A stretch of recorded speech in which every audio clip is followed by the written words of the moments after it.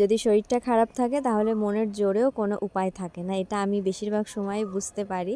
আজকে অনেকটাই ভালো লাগছে, ওই জন্য ঘুম থেকে উঠে পড়ে রান্নাঘরটা পরিষ্কার করতে লেগেছি। আমাদের বাড়িতে পৌষ মাসে আর চৈত্র মাসে ঘর ঝাড়ে না, ঝাড়লে পরে ঘরের মধ্যেই রাখা হয়। যেখানে রান্না হয় এই জায়গাটাতে পরিষ্কার করেছিল বোন, কিন্তু সে ভীষণ পরিমাণে কালি কালি মতো হয়ে গেছে, ওই জন্য আজকে আবার আমি পরিষ্কার করতে লেগেছি। রান্নাঘরের বাসনগুলো বাইরে রেখে তারপরে মশলার কোটোও তো রেখেছি, আর ওই জায়গাটা ঝেড়ে নিয়ে এখন রান্নাঘরটা লিপে নিচ্ছি। আর এখন উঠোনটা ঝাড় দিয়ে নিচ্ছি। আজকে একটু পাতা হয়েছে, এদিক সেদিক করে ঝাড় দিয়েছি তো একটু বেশি পাতা হয়ে গেছিলো।